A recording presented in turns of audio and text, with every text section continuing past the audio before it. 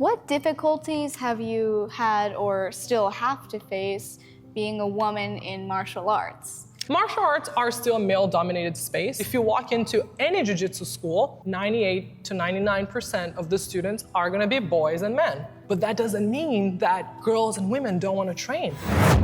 We have to answer humanity's call to explore. Feminism is just another word for equality. Because you know your own value. Know your own value.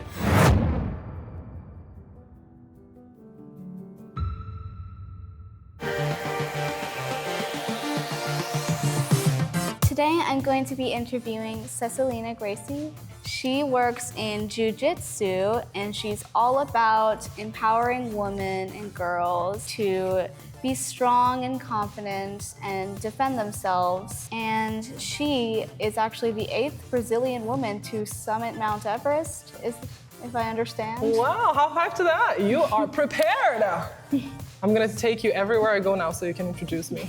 That was the best intro ever. Did you always want to do Jiu-Jitsu for your career? You know, I don't even remember when I started doing Jiu-Jitsu because I was so young. We had mats like this in my living room and it was always a place to learn and to play and to explore. And then I started competing, which made me not like Jiu-Jitsu anymore. When I was 13, I stopped competing and for 4 years, I didn't step on the mat. So no, I wasn't sure that I was gonna use this as a career, but I knew I was always gonna use Jiu-Jitsu in my life. So when I was 17 years old and I was living in London, I started realizing, wow, I just moved from Brazil, now I'm in Europe by myself, and I'm seeing for the first time what women go through. And that was a moment where it clicked to me that the genius that I had been taught all these years, learning to stand up for myself, to advocate for myself, the physical skills, but more importantly, the positive mindset that I've developed to understand, wow, I'm a champion. And I don't need to be on top of the podium for that. And I show up everywhere I go with confidence and with positivity. And that allows me to go after my dreams. I saw that there was a lot of positive impact to be done in that regard and that these skills are something that every girl and every woman in the world needs to learn. So that was the moment where I realized that my path was gonna be in Jiu-Jitsu forever, both internally for myself as well as my work and my career. Do you have any sorts of science that you use in Jiu-Jitsu, like physics? I love that you asked that because Jiu-Jitsu is all based on leverage. So the first thing I'm gonna do is show you something about your belt, right? Which, look at this beautiful knot. It's really well done, that's cool. But look at how now this belt is separate. So I can pull you from here and I can pull you from here. So now these are moving separate. So the first thing we're gonna fix here is gonna be your belt. Okay, so now we're gonna bring them to the center and this is gonna go over everything. And then this belt is gonna go under. We're gonna make a lot of separate pieces that were separate. Now we're gonna turn them into one. Okay, look at that. Nice. What is the difference? Before, if I was pulling you, I could put a lot of pressure because this was separated and now this is together. So what did we created here? We created connection, okay? So once you have connection, you can apply leverage. So if I am from afar and I throw a punch at you, that's really gonna hurt, right? Why is it gonna hurt? Because I'm disconnected from you, so I'm using this distance, I'm using this empty space here. But the minute we have connection, if I grab your arm, now I cannot hurt you with this arm anymore. And now we became one. We are not separated. The only way we can use connection and leverage in Jiu-Jitsu is if we become one body. So once we are connected, you can apply leverage. So why is Jiu-Jitsu the martial art that is so good for girls and women? Because once you're connected, you can apply leverage. So it doesn't matter who is stronger. That's basically it. So even if somebody as big as me goes and grabs you, you're still able to get away. I'm gonna hold this paper so you can practice what we did today. How would you get out of here? You told me to become really strong in your legs. Yeah, so physics, you're pretty much building a triangle. Imagine there is a triangle here and you are taking up 2 sides of the triangle. Because if your feet are together, you're not gonna have a good base, but the minute you cover your base, you have that line, now your base is strong, now I can't even pull you, awesome. Then what else? How can you apply leverage now that you created your foundation, your base of the pyramid? don't let your hand go limp. Make sure it's hard like a rock so you can't push it around. And then take your other hand, yank it away, step back, and form a shield with your hands. I love that. Let's take one step back. I want to go in slow motion so everyone at home can see it, because that was amazing. So let's get in the base. Get into your super base. Nice. You made that fist. Now you're grabbing your wrist. Look at how you're going against my thumb here. It doesn't matter how big or strong you are. You can never squeeze somebody who's using her whole body to get away. So you applied leverage in a situation where now you are overcoming my strength. And that is the most beautiful side of jiu-jitsu for me. Do you have any advice for like young girls who would want to go into a career of martial arts? Are they doing it for themselves? Why are they doing it? Why is it important? My advice is for them to ask all of those questions when they are by themselves without the influence of anyone who's telling them what to do. And if they feel in their heart that they have a calling for it, then don't hesitate. Be prepared to study, to show up. This is a lifelong journey, and to always learn. I never stop studying. I'm always learning, always seeing how I can do something differently, what I can implement. So today in our class, there was a wide range of exercises and techniques that go way beyond jiu-jitsu. It wasn't just physical. We did postural exercises. There was psychology involved. There was emotional intelligence. There were games that involved a little bit of pressure, right? And timing and decision making. So there's a lot of things that are involved in exercises that I pulled from my experience being a speaker, working in corporate America, teaching leadership, exposing myself to different environments. I'm always looking for tools to incorporate into the core of the jiu-jitsu program in order to really provide tools in every pillar that we need. Even if you never do jiu-jitsu in your life again, for example, you have breathwork tools that you can use before your soccer competition. And you have the posture of a champion where you can take with you. So before a game, if you get nervous, if you're in a situation where you're scared, or every day you wake up and you're like, I'm gonna take on the day as a champion. There are so many things you're gonna use, whether you continue in jiu-jitsu or not. So if there's a girl that wants to follow a career in martial arts, make it something that their students can use it regardless of what they choose to do with their lives, something that works for everyone. Do you have any tips for looking and sounding confident even when you don't necessarily feel it? Yeah, oh my gosh. Should we do the posture of a champion? Sure. Do you feel like being an assistant coach? Do you want to teach it with me? I think that could be Sure. cool. Okay, so the first thing for the posture of a champion is we want to feel our feet strong on the ground. We want to connect with the ground. Then we're gonna grab an invisible line, and I'm gonna let you take it from here. So you take this invisible line that you've created, it can be long or short, and you take it to your heart and you tie a knot there. With all the string you have left, take it in your hand and raise it up high and pull your heart upwards to stand confidently. That was amazing. You memorized every single detail, and she only did it once. Isn't that amazing? So when we learn something that we really need and that speaks to our soul, we never lose it. So you will never lose this that you have right now. Why do you feel like we tied our hearts so we can pull our hearts to the sky? Because when we get nervous, like you said, or if we're lacking confidence, our bodies speak. So we make ourselves smaller. When we get nervous, we immediately try to hide because we feel like my heart is scared, so let me protect my heart. But you're actually doing the opposite. By trying to shield your heart, you are giving the impression to other people that you are scared. And you are even telling yourself that you are a small little person. So by having the courage to connect with your heart and pull it out, a simple thing changes everything.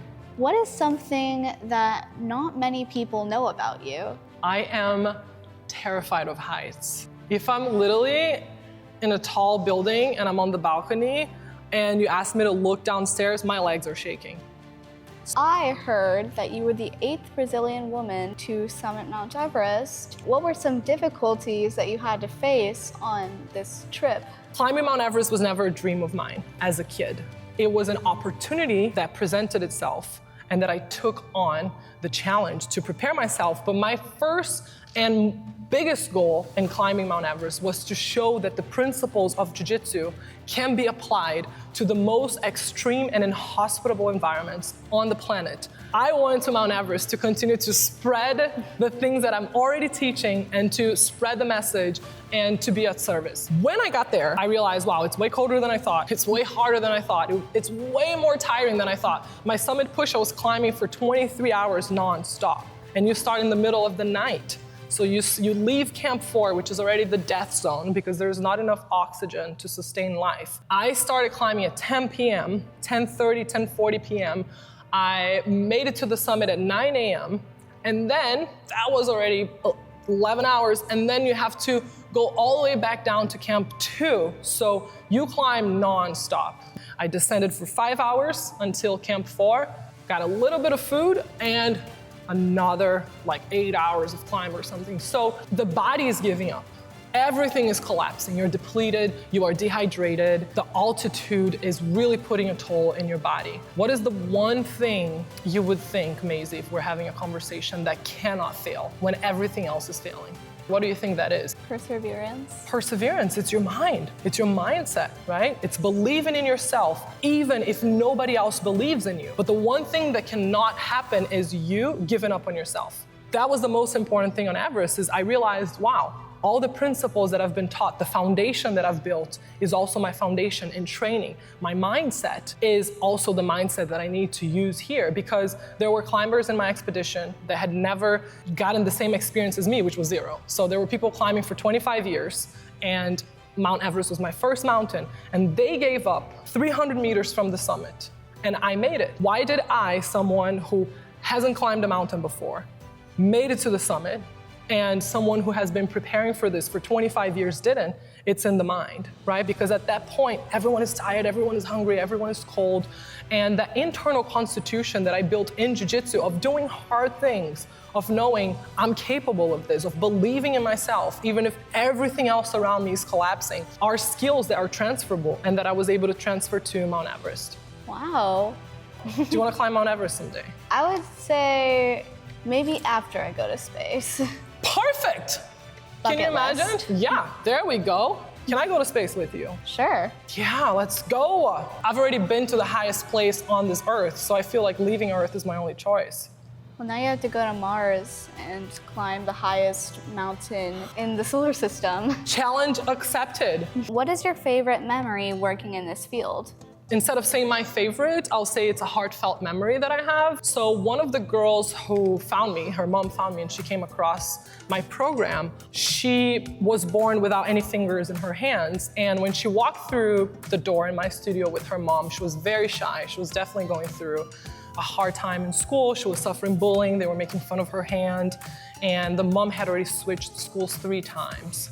And she was thinking about homeschooling her. And as a last resort, she found me. So she started training with me. And at first, you couldn't even hear her voice. She wouldn't speak up. She was always hiding behind her mom's legs. And eventually, as she became comfortable and familiar with these tools that I was learning, and she started internalizing it and practicing it, there was one class where she used to always hide her hand when we do a circle and raise the other hand. Or if she's gonna partner up with somebody, she would give the other hand. And the mom was aware of that she was self-conscious of the hand that was different. And I told her, just let her decide when she will recognize her difference as a strength. It's not up for us to tell. But trust me, the foundation that we are building will give her that internal constitution that she will show up as a champion in her own timing. That's what happened after a couple more months of training. This was a mother-daughter class, so the moms took the class with their daughters, and we were sitting all together, and we asked questions, and everyone who wants to speak up raises their hand so we can give them the turn. And this girl, for the first time, she raised the hand that was different. And when the mom saw that, she started crying, because she had overcome her biggest challenge, and she was proud of her differences, and she decided in her own time to show that that's the hand that she was gonna raise. So that was a really special memory for me. Oh, that's amazing. What difficulties have you had or still have to face being a woman in martial arts? Martial arts are still a male-dominated space, but I think that instead of spending our time and energy trying to look at what's wrong about it, I spend all of my time and energy doing positive work and things that I believe in. That doesn't occupy a minute in my head. What are people thinking? Why do I not have as much exposure? Why is this? Every time we question things, it's robbing us from the time that we can actually be putting into the things that we need to do. Even though, yes, I grew up in a space that is male-dominated, I believe that that also brings in the most amount of opportunity. Whether it's in martial arts or anywhere else, if there's a woman who's feeling that they don't belong, or if there's a girl that's feeling I'm the only girl on my soccer team, or whatever it is, instead of thinking, oh, it's so unfair, there's not, enough incentive, those things are real, but they also mean you have the biggest opportunity. Look in Jiu-Jitsu, look at the workshop we did today, how many girls were on the mats. But if you walk into any Jiu-Jitsu school, 98 to 99% of the students are gonna be boys and men. But that doesn't mean that girls and women don't wanna train. We had this huge mat here today, filled up with people. It just excites me to see, wow, there's a lot of work to do, so let's just do it. Do you have any skills that you learned in Jiu-Jitsu that you practice in everyday life? So I know you mentioned this while you were talking about your Mount Everest expedition, but I just wanted to know if there was anything else. What are some of the things that we practiced here that you feel you can implement in your own life? I do have a bully at school who will sometimes push me around, call me names, throw food at me. Yeah, they're weird, I know.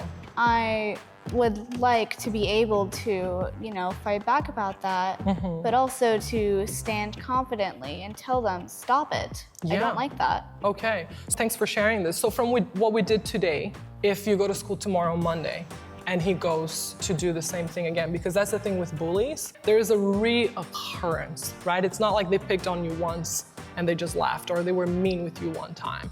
They pick certain kids and they keep on picking them, on coercing them, on intimidating them over and over and over. So the only person who has the power to stop that bullying is you. And I know that's hard and that's a lot of pressure. And if there are moments where you can call for help, absolutely do that. Tell the teacher, communicate with your parents, be very transparent.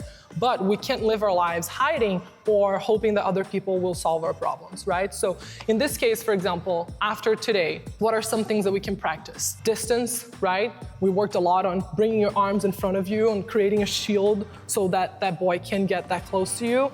Using your voice, telling him, hey, don't come near me, step back, do not talk to me like this.